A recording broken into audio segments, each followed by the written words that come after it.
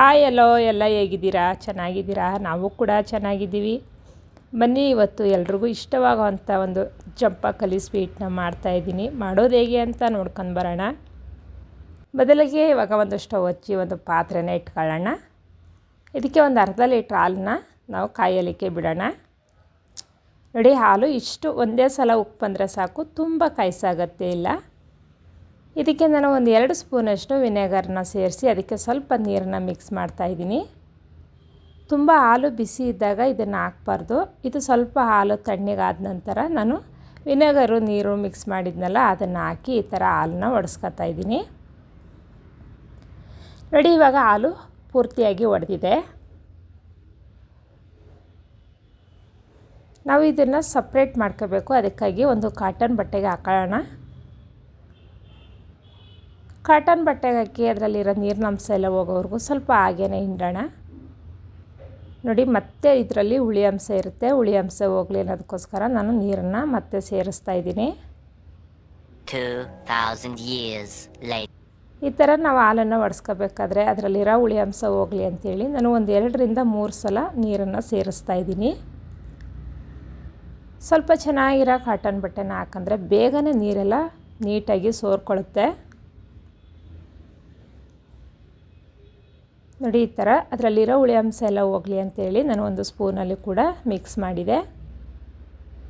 ನೋಡಿ, ಪೂರ್ತಿಯಾಗಿ ಅದನ್ನು ಸ್ವಲ್ಪ ಹಿಂಡ್ಕೊಳ್ಳೋಣ. ತುಂಬ ಗಟ್ಟಿ ಬೇಡ, ಸ್ವಲ್ಪ ಸ್ಮೂತಾಗಿ ಹಿಂಡ್ಕೊಳ್ಳೋಣ.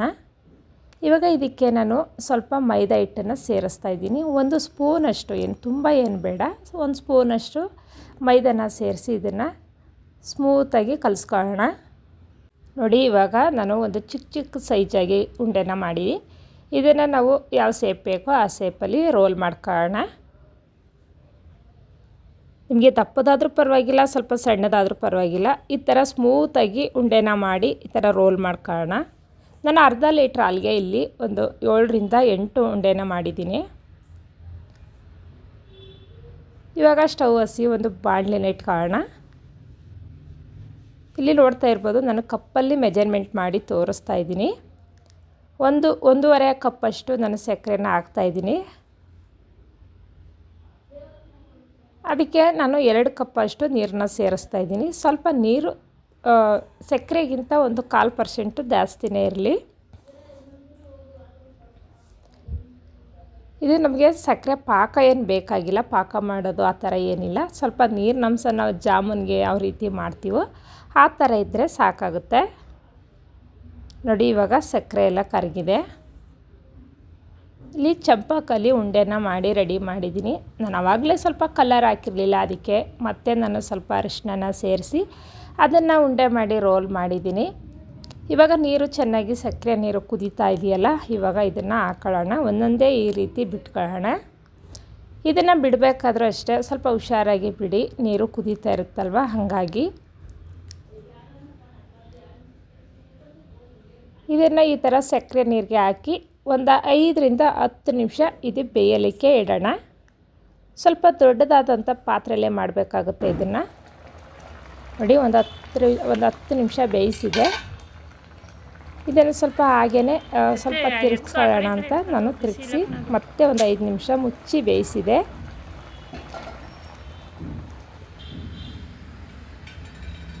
ಇವಾಗ ಇದು ಸ್ವಲ್ಪ ತಣ್ಣಗಾಗೋದಕ್ಕೆ ಬಿಡೋಣ. ಸ್ವಲ್ಪ ತಣ್ಣಗಾದ್ಮೇಲೆ ನೀವು ಫ್ರಿಜ್ ಇದ್ದರೆ ಫ್ರಿಜ್ಜಲ್ಲೂ ಕೂಡ ಎತ್ತಿಟ್ಕೋಬೋದು. ಫ್ರಿಜ್ ಇಲ್ಲ ಅಂದರೆ ಒಂದು ತಟ್ಟೆಗೆ ಕೆಳಗಡೆ ಸ್ವಲ್ಪ ನೀರನ್ನು ಸೇರಿಸಿ ಅದನ್ನು ಹಾಗೇ ಮಡಗಿದ್ರೂ ಕೂಡ ತುಂಬ ಬೇಗನೆ ತಣ್ಣಗಾಗುತ್ತೆ. ಇವಾಗ ಬಂದು ಹಾಲು ಪೇಡನ್ನು ರೆಡಿ ಮಾಡ್ಕೊಳ್ಳೋಣ. ನಾನು ಸ್ಟವ್ ಹಚ್ಚಿ ಒಂದು ಪಾತ್ರೆನ ಇಟ್ಟಿದ್ದೀನಿ. ಇದಕ್ಕೆ ಒಂದು 2 ಟೇಬಲ್ ಸ್ಪೂನಷ್ಟು ಹಾಲನ್ನ ಸೇರಿಸಿದ್ದೀನಿ. ಇದಕ್ಕೆ ಸ್ವಲ್ಪ ತುಪ್ಪನ ಸೇರಿಸ್ಕೊಳ್ಳೋಣ. ನೋಡಿ, ಇಲ್ಲಿ ನಾನು ಹಾಲು ಪೌಡ್ರನ್ನ ಯಾವುದೇ ರೀತಿ ಹುರಿದಿಟ್ಕೊಂಡಿಲ್ಲ, ಹಾಗೇ ಡೈರೆಕ್ಟ್ ಹಾಕ್ತಾಯಿದ್ದೀನಿ. ಸ್ವಲ್ಪ ಹಾಲು ತುಪ್ಪ ಎರಡೂ ಕೂಡ ಬಿಸಿ ಆದ ತಕ್ಷಣವೇ ನಾನು ಹಾಲು ಪೌಡ್ರನ್ನ ಹಾಕಿ ಈ ಥರ ಮಿಕ್ಸ್ ಮಾಡ್ತಾಯಿದ್ದೀನಿ. ನೋಡಿ, ಇದು ಜಾಸ್ತಿನೂ ಕೂಡ ಮಾಡಿಟ್ಕೋಬೋದು, ಏಕೆಂದರೆ ಇದು ಹಾಲು ಪೇಡ ತುಂಬಾ ಚೆನ್ನಾಗಿರುತ್ತೆ, ಎಲ್ಲರೂ ಕೂಡ ತಿನ್ಬೋದು. ಈ ಸ್ವೀಟ್ಗೆ ಅಂತ ನಾನು ಹೇಳಿ ಸ್ವಲ್ಪನೇ ಮಾಡ್ತಾಯಿದ್ದೀನಿ. ನೋಡಿ, ಇದು ಸ್ವಲ್ಪ ಗಟ್ಟಿ ಆದಮೇಲೆ ಸ್ವಲ್ಪ ಸಕ್ಕರೆನ ಸೇರಿಸ್ಕೊಳ್ಳೋಣ.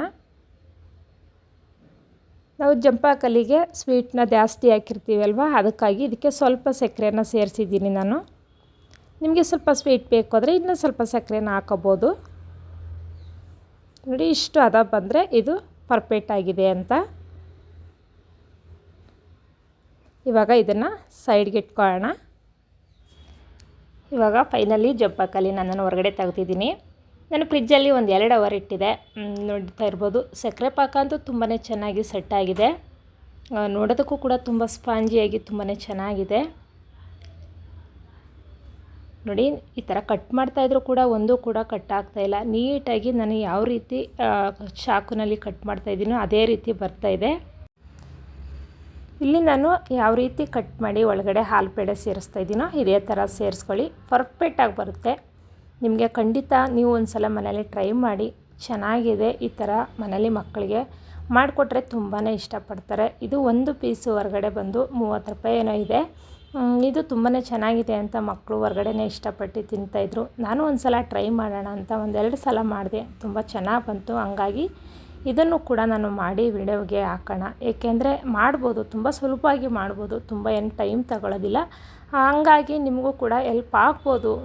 ಮಾಡಬೇಕು ಅಂತ ಯಾರಾದರೂ ತುಂಬ ಆಸೆ ಇದ್ದರೆ ಖಂಡಿತ ಎಲ್ಪ್ ಆಗ್ಬೋದು ಅಂತ ವಿಡಿಯೋ ಮೂಲಕ ಕೇಳ್ಕೊತಾ ಇದ್ದೀನಿ. ನೀವು ಕೂಡ ಮನೇಲಿ ಒಂದು ಸಲ ಟ್ರೈ ಮಾಡಿ.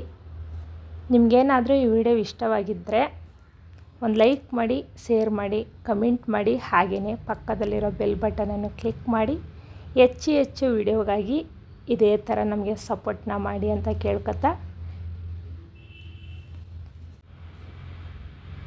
ನೀವು ಕೂಡ ಮನೇಲಿ ಈ ಥರ ಮಾಡಿದ್ರೆ ನಿಮ್ಮ ಅನಿಸಿಕೆ ಅಭಿಪ್ರಾಯಗಳನ್ನ ಕಮೆಂಟ್ ಮೂಲಕ ನಮಗೂ ಕೂಡ ತಿಳಿಸಿ ಅಂತ ಕೇಳ್ಕೊತಾ, ಇಲ್ಲಿ ನೋಡಿ ತುಂಬಾ ಚೆನ್ನಾಗಿ ಬಂದಿದೆ. ಒಂದು ಅರ್ಧ ಲೀಟ್ರ್ ಹಾಲನ್ನ ಉಪಯೋಗಿಸಿದ್ರೆ ನೋಡಿ, ಇಲ್ಲಿ ನಾನು ಒಂದು 8 ಪೀಸ್ನ ಮಾಡಿದ್ದೀನಿ. ಇದೇ 1 ಲೀಟ್ರ್ ಹಾಲನ್ನ ಉಪಯೋಗಿಸಿದ್ರೆ ಇನ್ನೂ ಇಷ್ಟು ಎಕ್ಸ್ಟ್ರಾ ಮಾಡ್ಬೋದು, ಒಂದು 16 ಪೀಸ್ನೇ ಮಾಡ್ಬೋದು. ನಿಮಗೆ ವಿನೆಗರ್ ಇಲ್ಲ ಅಂತಂದರೆ ಖಂಡಿತ ಇಂಬಿ ಹುಳಿಲೂ ಕೂಡ ಉಪಯೋಗಿಸಿ ಮಾಡ್ಬೋದು. ಇಂಬಿ ಹುಳಿನ ಹಿಂಡ್ಕೊಂಡು ಅದಕ್ಕೆ ಸ್ವಲ್ಪ ನೀರನ್ನು ಸೇರಿಸಿ, ಸೇಮ್ ಈಗ ನಾನು ಯಾವ ರೀತಿ ಹಾಲಿಗೆ ಹಾಕಿ ಒಡಿಸ್ಕೊಂಡು ಅದೇ ಥರ ಇಂಬಿ ಹುಳಿನೂ ಕೂಡ ಹಾಕಿ ಅದನ್ನು ಹಾಲನ್ನ ಒಡಿಸ್ಕೊಂಡು ಅದರೆಲ್ಲ ಒಡೆದಂಥ ಹಾಲಲ್ಲಿ ಕೂಡ ಮಾಡ್ಬೋದು. ನೋಡಿ ಸ್ವಲ್ಪ ಟೇಸ್ಟ್ ಮಾಡೋಣ. ನಾನು ಮಾಡಿದಂಥ ಸ್ಟವೆಲ್ಲ ಏನು ಎತ್ತಿಟ್ಟಿಲ್ಲ, ಎಲ್ಲ ಅಲ್ಲಲ್ಲೇ ಇದೆ. ಸ್ವೀಟ್ನ ತಿಂದು ತೋರಿಸೋಣ ಅಂಥೇಳಿ ನಾನು ಸ್ವೀಟ್ನ ತಿಂತಾಯಿದ್ದೀನಿ. ತುಂಬ ಸ್ಪಾಂಜಿಯಾಗಿ ಬಂದಿದೆ. ಅದು ನಾನು ತಿಂತಾಯಿದ್ರೆ ಸಕ್ಕರೆ ಪಾಕ ಹೊರಗಡೆ ಬರ್ತಾಯಿತ್ತು. ತುಂಬಾ ಚೆನ್ನಾಗಿದೆ. ನೀವು ಮಾಡಿದ್ರೆ ಮನೇಲಿ ಖಂಡಿತ ನೀವು ನಿಮ್ಮ ಮಕ್ಕಳು ಎಲ್ಲರೂ ಕೂಡ ಇಷ್ಟಪಟ್ಟು ತಿಂತೀರಾ, ಅಷ್ಟು ಚೆನ್ನಾಗಿದೆ. ನೋಡಿ ನಮ್ಮ ಮನೇಲಿ ಎಲ್ರಿಗೂ ಇಷ್ಟ ಆಯಿತು. ಎಲ್ಲರೂ ಇಷ್ಟಪಟ್ಟು ತಿಂದರು. ಚೆನ್ನಾಗಿ ಬಂದಿದೆ, ಚೆನ್ನಾಗಿ ಮಾಡಿದೆಯಾ ಅಂತ ಹೇಳ್ತಾಯಿದ್ರು. ತುಂಬಾ ಖುಷಿ ಆಯಿತು.